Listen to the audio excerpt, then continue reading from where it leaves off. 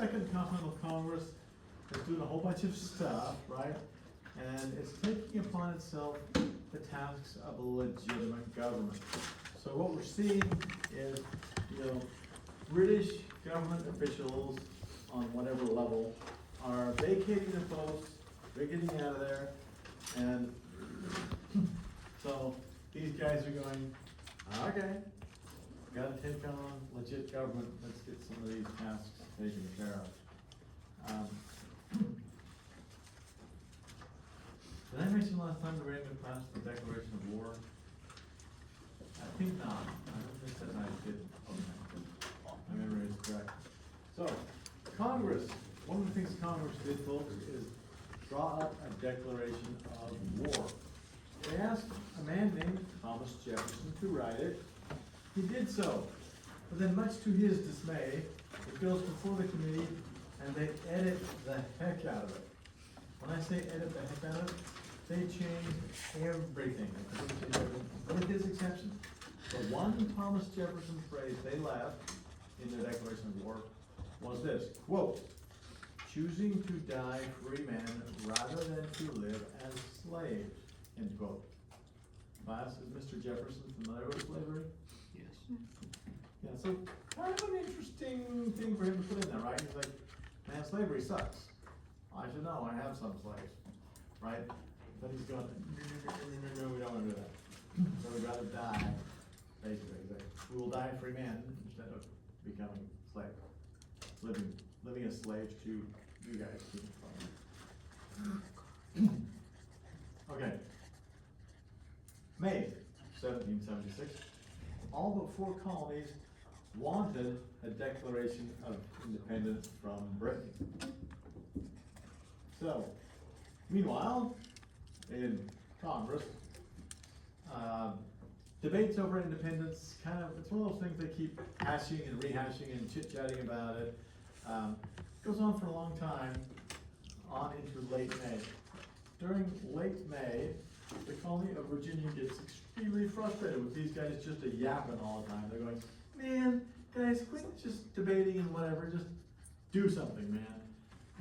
So, Virginia sends Richard Henry, a man named Richard Henry Lee, to Congress. He's going to be a new delegate there. But they give him a homework assignment. They say, dude, you, sir, are going to go there and you are going to force them to vote on a resolution in favor of independence. You're going to push this thing to a vote. He's like, okay, I know that. So off he goes.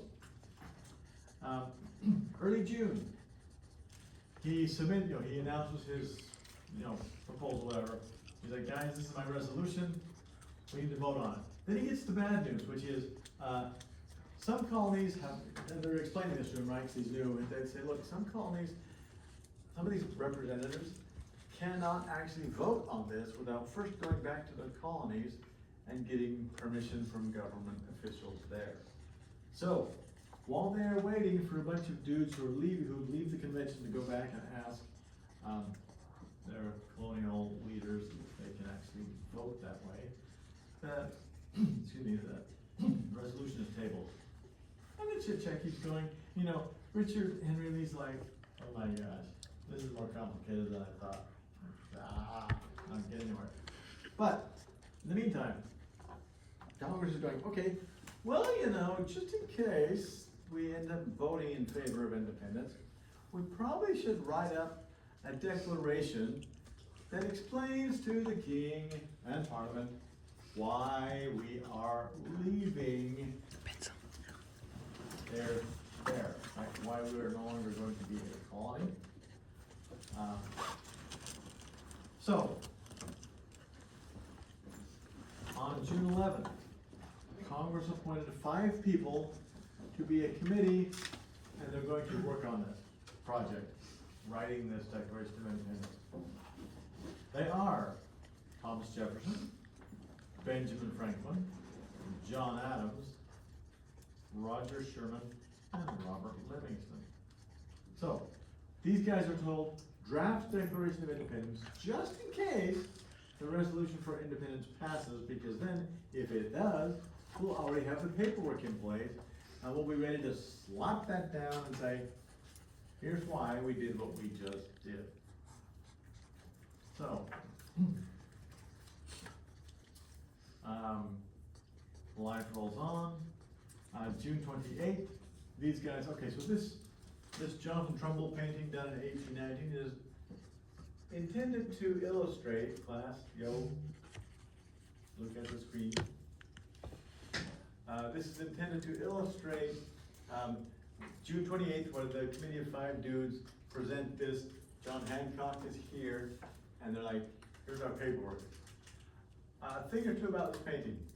So Congress, later on, right, like decades later, Congress commissions it, Jonathan Trumbull paints it. So one of his techniques was to grab the dudes, anybody who signed it who was living, he'd go visit them and like sketch their face in pencil, and then using paint, toss it in here. However, a whole bunch of those guys had already exited the stage, and so then he ends up randomly putting in other people as well. People who weren't there, people who didn't sign it. So it's a little bit, a little bit weird. Okay, some artistic license going on here. But the larger picture, folks, is that this painting suggests to you that everybody who voted in favor of the Declaration of Independence was in the same room at the same time. No, it didn't happen that way. It didn't happen the way the painting depicts it. It was a very fluid situation. People are being, utilities are being called home. They're getting letters saying, hey Fred, come home. Billy fell off his horse yesterday and broke his face. Need you to come home. So, or it's getting to be fall, needs to come home, harvest crops, whatever it is.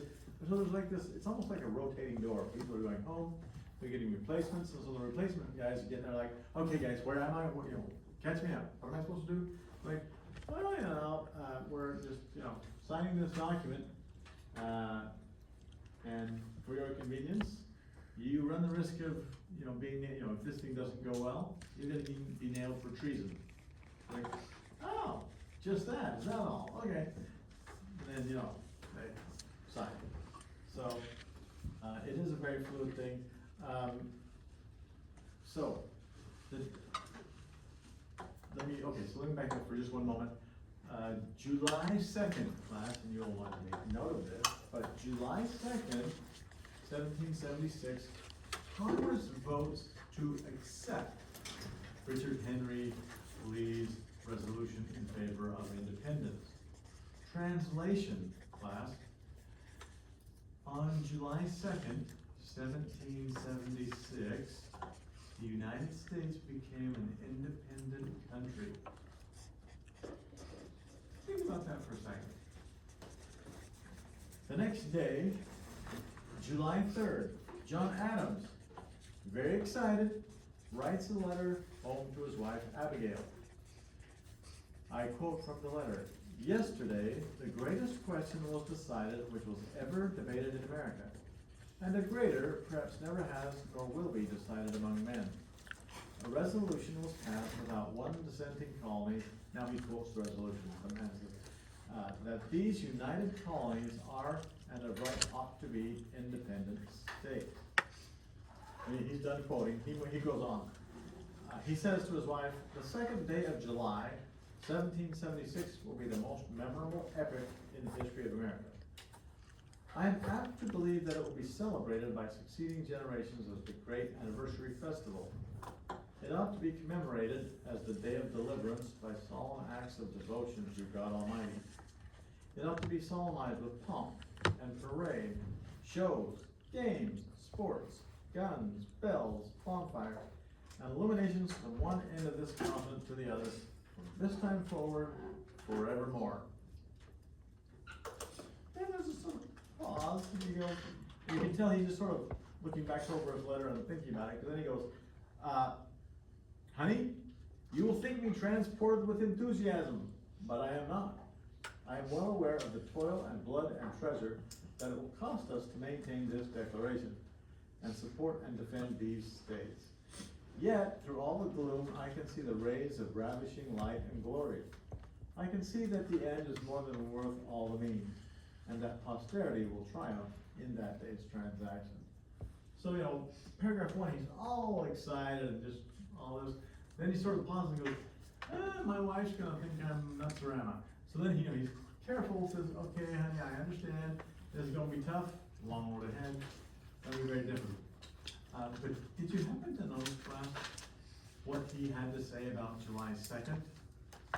And like his description of what he thought should happen? He's describing how we celebrate July 4th. Yeah, he's got a pretty good description of how you and I celebrate Independence Day today, which we happen to celebrate on July 4th. But the man on the scene gets everything right, all the details right, except the date, because it's July 3rd, and he's going, well, duh, we became independent yesterday, so that's what we're going to celebrate. Makes sense, right? Well, okay, that's logical enough. What he does not know, or what you and I happen to know, is that it isn't the second that gets celebrated, becomes a holiday. Instead, it is the day that Congress votes to accept the Declaration of Independence. In other words, class, this country had been independent for 2 days before these guys in Congress said, okay, now that we're independent, we're going to vote. They do, and they accept a document that explains to the King and Parliament why they had already left. So, if you want to be historically precise, what we are actually celebrating on July 4th isn't Independence Day. We could call it the Declaration of Independence Day. It's, the birthday, if you will, of the Declaration of Independence. But yeah, so if you want to be a purist next summer, tell your family, we're going to celebrate independence on July 2nd. We're going to follow Mr. Adams' recipe here. You make it a 3-day celebration. You can celebrate on the 2nd and the 4th, but what do you do in the middle? Mildly party. Anyway, so kind of interesting the way these things play out. But yeah, so important to note that you and I are not actually, we're celebrating it, right? We're celebrating independence, but we're not doing it on the right day. We're doing it on the day with that paper sign saying, here's why we probably did this already. Okay.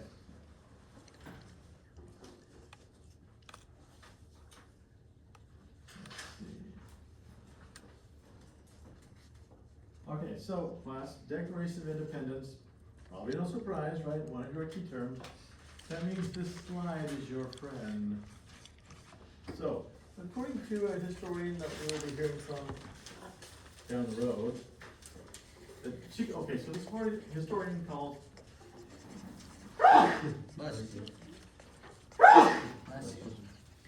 called Declaration of Independence the American Creed. And so this is from her. She says that the 3 most important principles in the Declaration of Independence are these. First, this idea of human equality. This concept that all people are born with certain fundamental rights. Number 2, a belief in a universal, common human nature. Number 3, the concept that government should represent the people.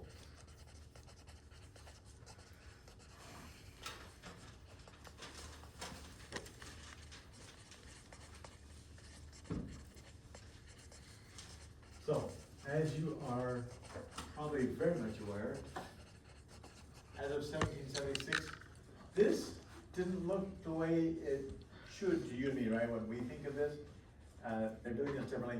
So what the historian is saying is, she says, look, these concepts, she's like, the concept is in there.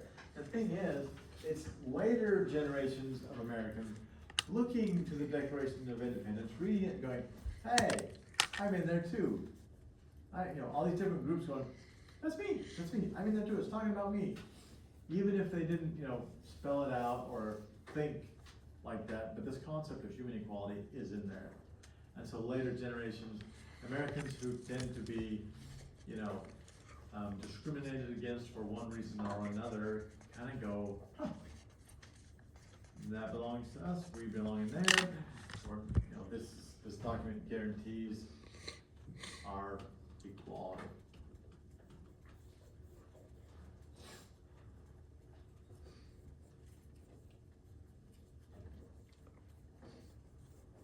Okay.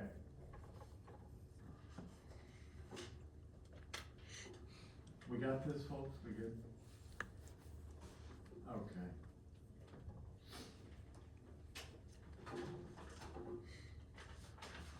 So there's a song, I can't remember, is it Justin Timberlake? There's a song that's a number of years old now, so I'm not sure if you guys are familiar with it.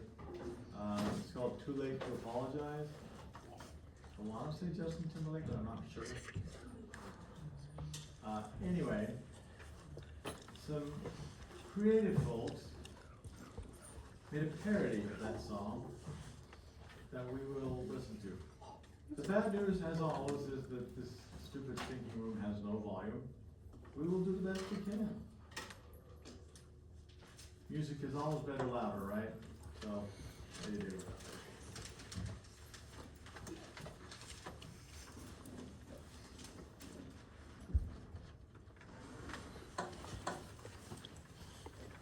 Anything else?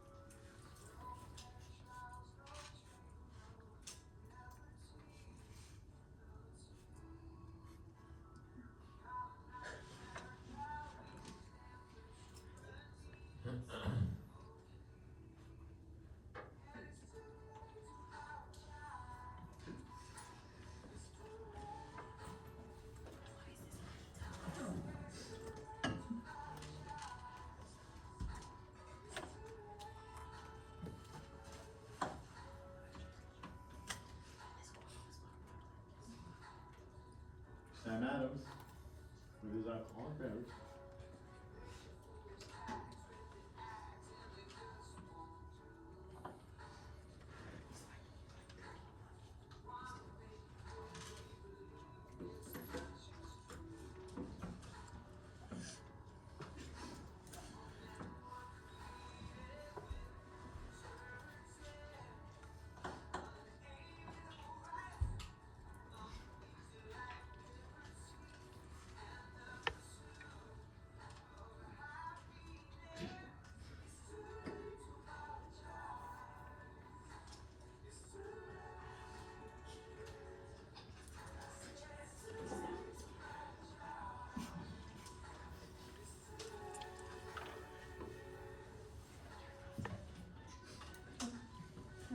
In real life, Thomas Jefferson could play the violin.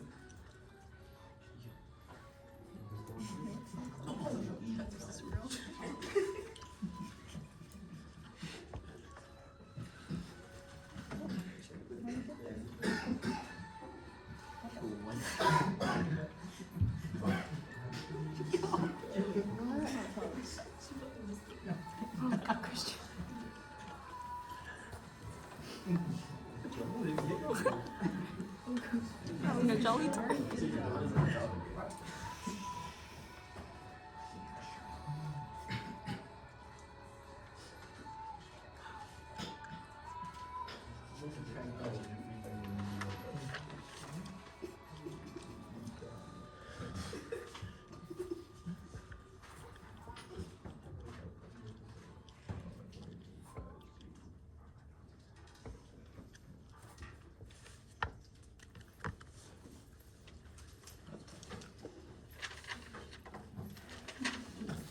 That was late.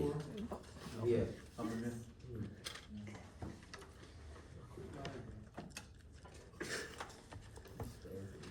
It's too late.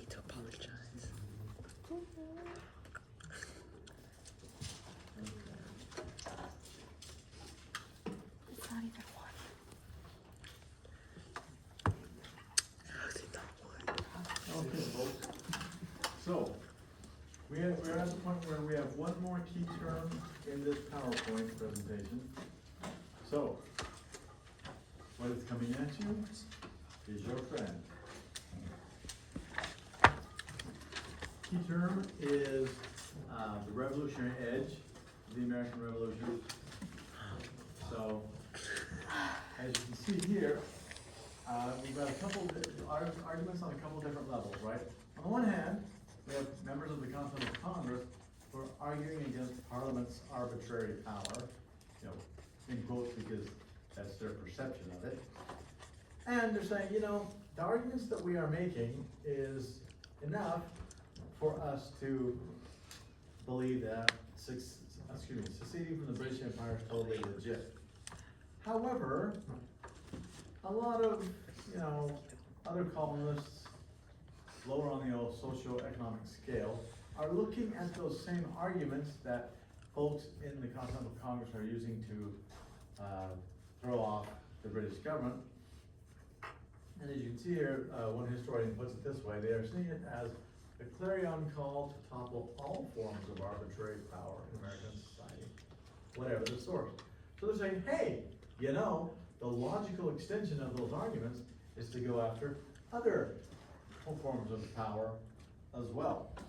So, the guy says it's here, it's in this moment, this thing that we see the truly revolutionary edge of the American Revolution.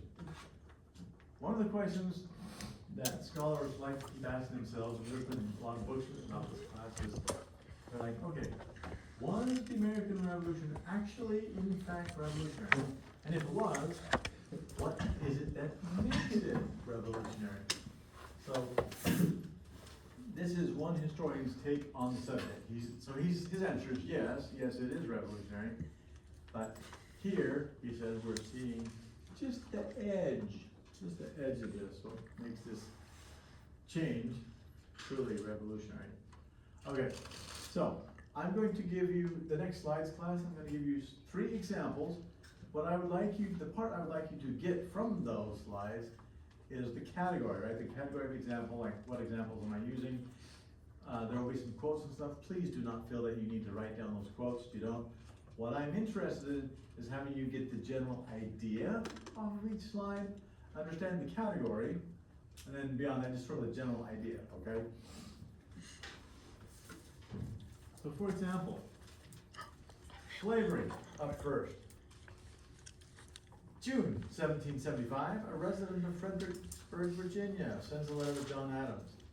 Quote, "Is it not incompatible with the glorious struggle America is making for her own liberty to hold in absolute slavery a number of wretches who will be urged by despair on one side and the most flattering promises on the other to become the most inveterate enemies to the present masters?" A little bit wordy, a little bit convoluted, but the short version is, dude, there's some hypocrisy here. You know, slavery is incompatible with the fight that we are currently in for liberty. Like, we're fighting for liberty, but we're saying, y'all are gonna be slaves, and the guy's like, man, I got a major disconnect in my brain over this. Same year, 1775, again a letter to John Adams. This one, more straightforward. Signed Simple Humanities. The guy says, what have the Negroes, the Africans, done to us that should take them from their own land and make them serve us to the day of their death? God forbid that it should be so any longer. Translation, for the love of all that is holy, Mr. Adams, make slavery stop. Get rid of it, make it go away. So we're seeing a push for the end of slavery. Second example for you to be aware of, the issue of women's rights. So, Abigail Adams, writing to her husband John. Spring 1776. John is in Philadelphia. She is back home in Braintree, Massachusetts. But she says, quote, and by the way, in the new code of laws, which I suppose it will be necessary for you to make, I desire you will remember the ladies and be more generous and favorable to them than your ancestors. Do not put such unlimited power in the hands of husbands. Remember, all men would be tyrants if they could. If particular care and attention is not paid to the ladies, we are determined to foment rebellion, and will not hold ourselves bound by any laws in which we have no voice or representation. Notice what she's saying, particularly that last part. We're gonna foment a rebellion if you don't listen to us. We will not hold ourselves bound by any of those laws that you make. They're not gonna apply to women unless somehow we have a voice or we have representation.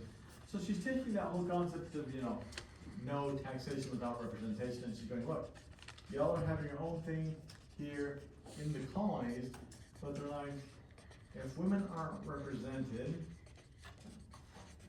we have no representation. It's not taxation this time, but still the concept of, dude, we should be represented in that meeting. If you're gonna not include us and do your own thing, we're gonna go our own way. John Adams, by the way, ends up writing her a letter. He's trying to get her to chill in a way, but his method is to sort of very, very politely well, that's probably too strong. A semi-polite blowing off, kind of like dismissing her, like, oh, Abigail, that's funny. Yeah. And then, but she writes back and goes, in essence, John, I'm really freaking serious. Please take me seriously. Don't make me break your face. So, some interesting letters back and forth between these two. Okay. Issue number 3. Okay. This, I probably should adjust the slide class, but so this one is telling you the people who are involved, but the actual issue, so if this one is slavery and this one is women's rights, this one really is about socioeconomic status. So that would be more precise if we said, okay, this is about socioeconomic status, that's category 3, and these are the people, this is listing the people who are front and center in this one, people who are mostly concerned. To illustrate this, a quote from the Pennsylvania Evening Post.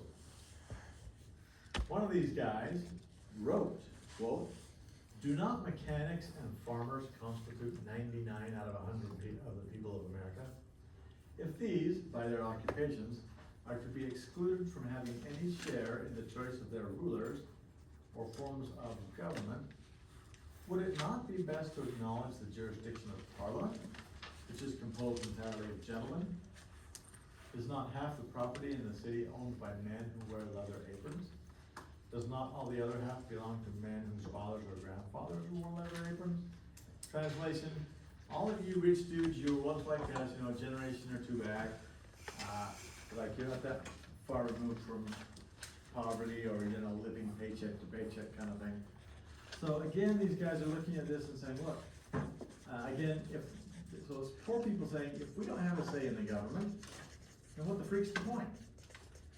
They're basically saying, look, if we're not gonna have any say in this new government you're making, we might as well stick with Parliament for all we care. It doesn't matter. It's not gonna, they're like, for us, it doesn't change things. We'll still have no voice. So you'll notice items 1 and 3, 2 and 3, it's about having a voice in the new government, these two groups.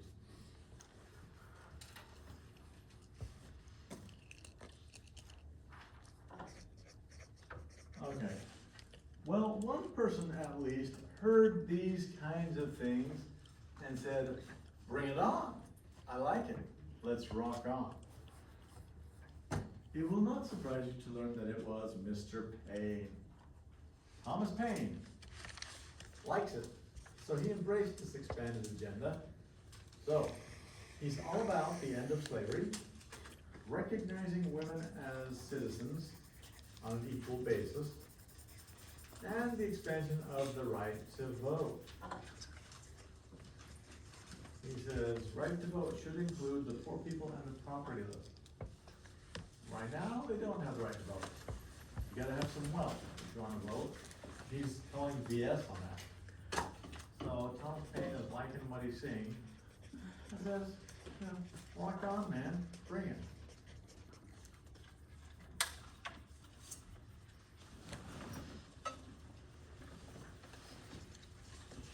Okay. Any questions about any of this Road to Revolution stuff before we move on, folks? Any slides you need to see again or anything of that sort? You good?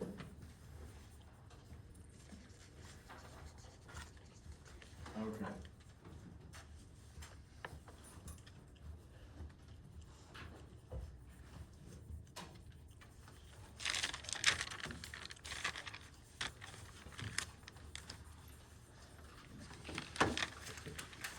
Okay, Glenn. Shifting gears.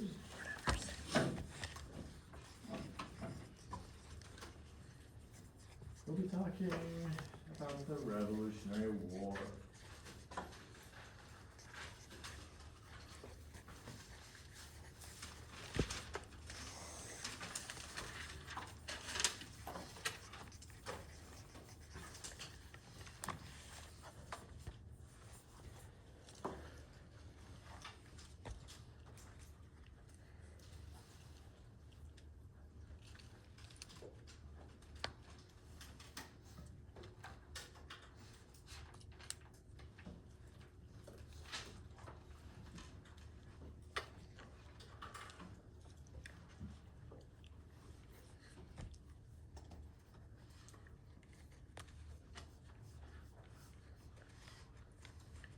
Key terms for you to be aware of. And remember in class, the first day of the semester, when I said these two dudes always, always, always appear on every midterm exam for 1301? So here they are officially in their role as key terms. But as you know, because I've already told you, they'll be on the exam, right? So, one is a handout, KV Campus, and the other one is basically there's a link to take you to a website that shares his story. So you will definitely want to familiarize yourself with these two dudes. Please be aware that you will want to familiarize yourself with them as they are presented in the course material that I have provided for you. If you decide to rely on Google, there are two problems with that. One, especially in the case of Samuel Whitmore, I want you to know this much about him. Google's going to give you this much. You don't need it. Okay? It would waste your time. So there's that problem. The other problem is, beyond a waste of time, you'll end up possibly getting the wrong answer. So, you know, if you want to get the answers right, use the materials I have provided for you to read up on these dudes.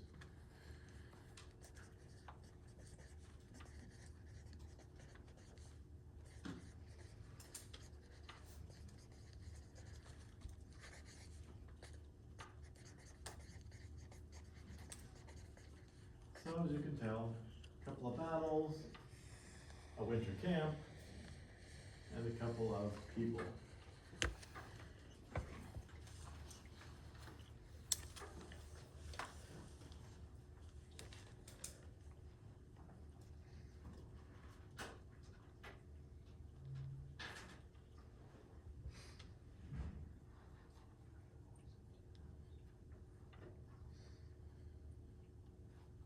How are we doing? Are we close?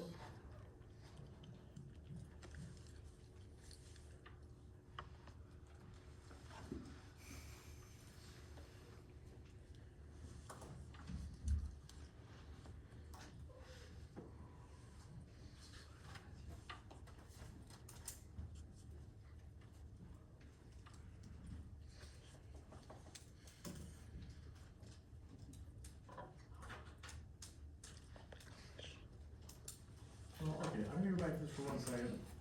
Okay, just so you're aware, like, you've probably heard of most of this stuff here. I do wanna bring this guy to your attention, Joseph Plum Martin. This guy appeared in the documentary that we will watch about the Revolutionary War.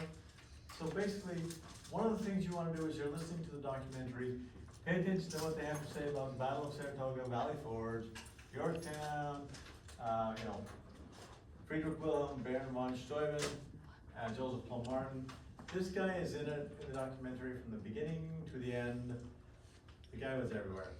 And the reason the History Channel uses this guy is he gives us an unusual perspective on the war. He was a soldier.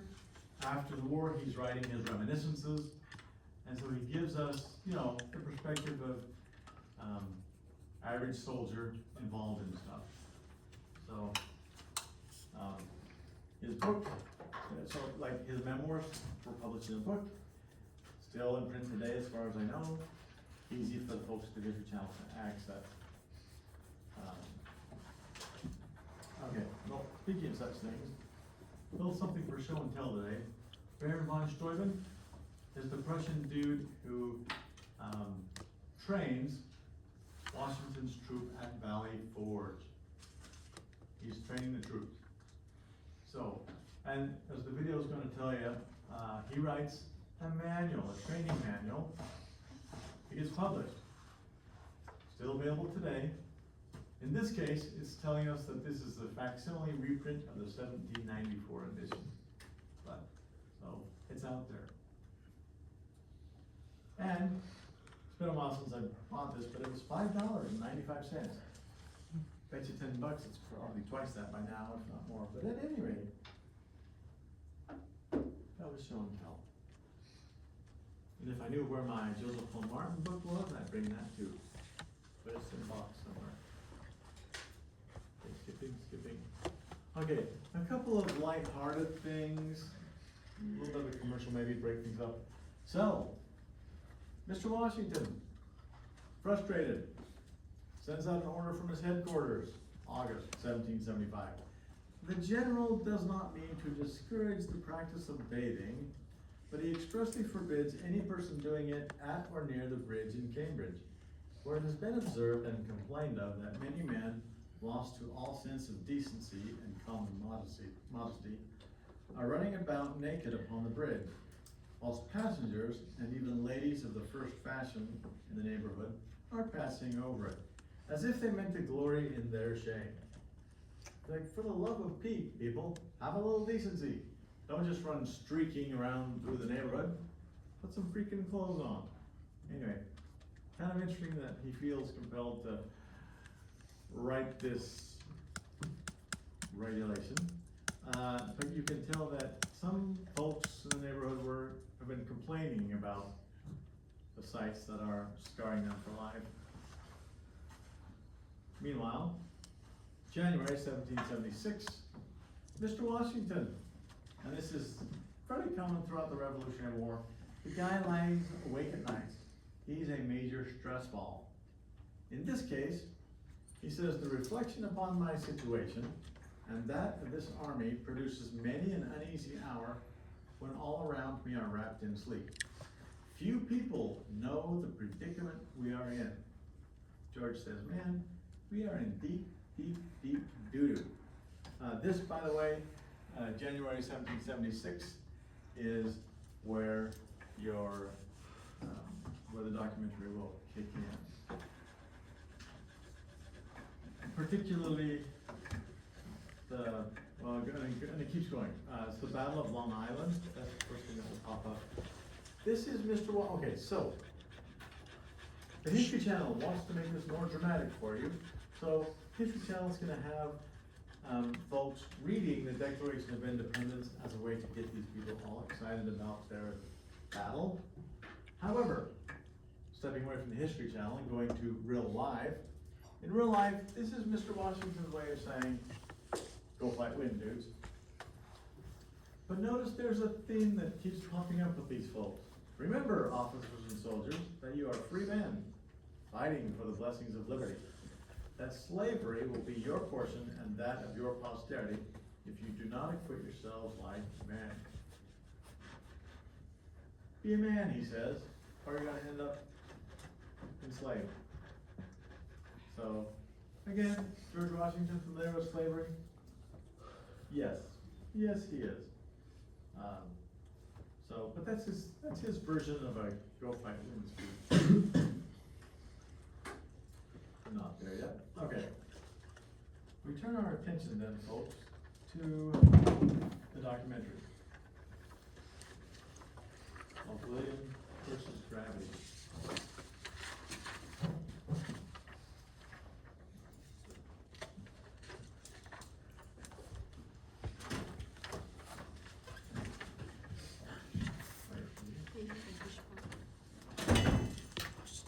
Okay, for your convenience, some captions. Hopefully that will do the trick.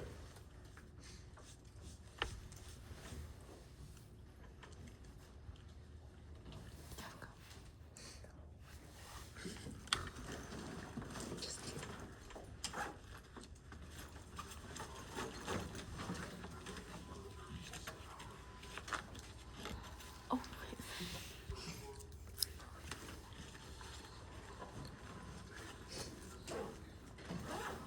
It's a secret history, don't tell anybody, man.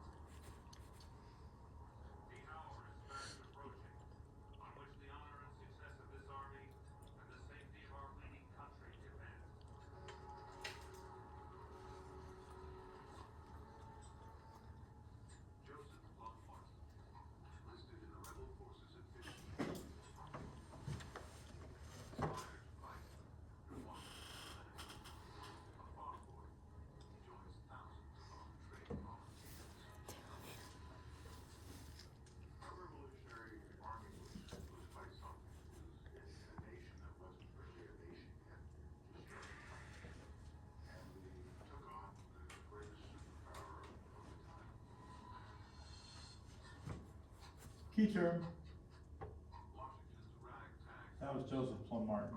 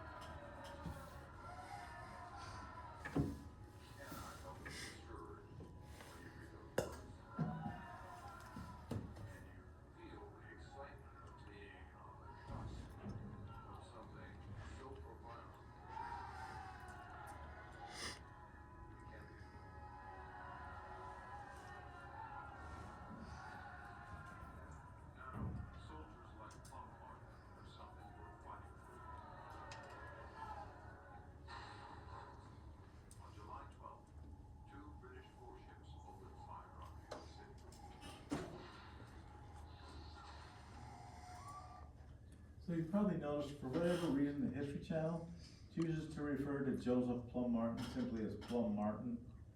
So, just to make you aware, when you hear Plum Martin, you know, you should trigger the bells in your head going, oh, that's the key term, I better take notes, that kind of thing. But, so it's a little bit weird, but that's what they go with.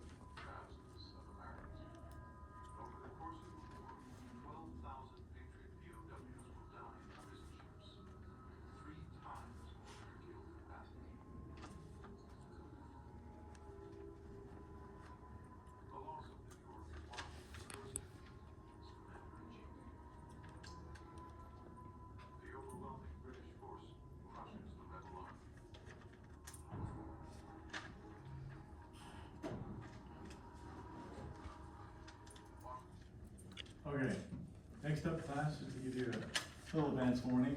Next key term coming at you is the Battle of Saratoga. It's gonna take us a little bit to get there. This is all sort of warm-up kind of stuff. It's heading that direction.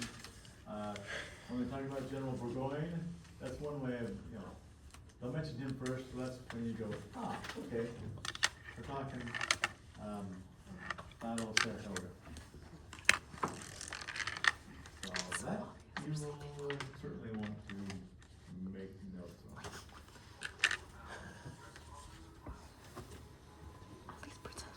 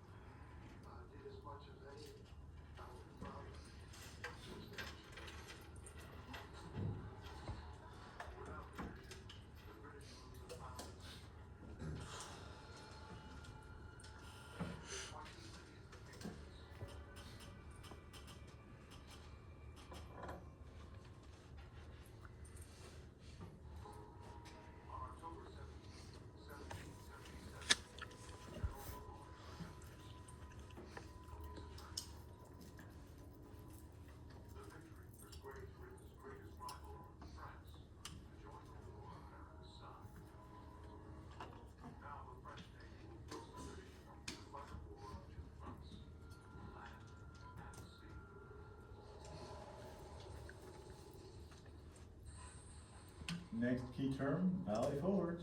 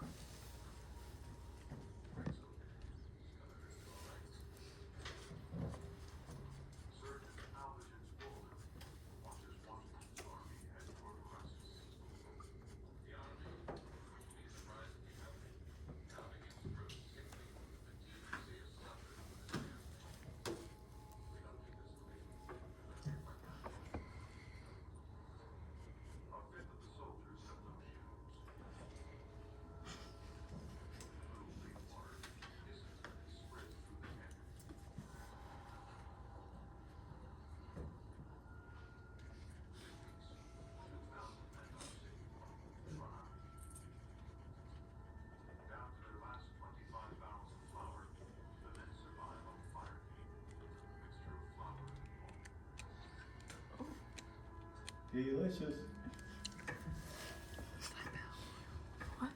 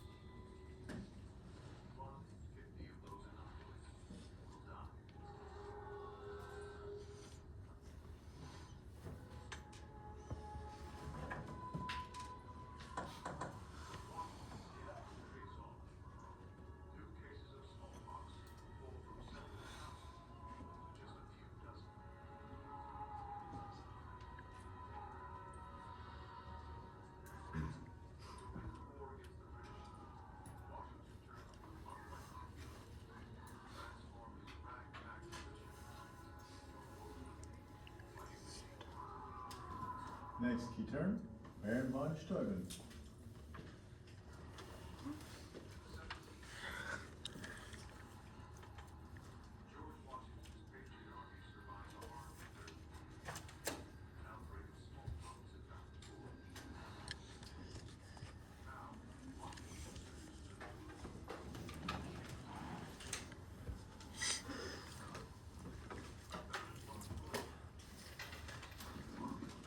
Oh, bear.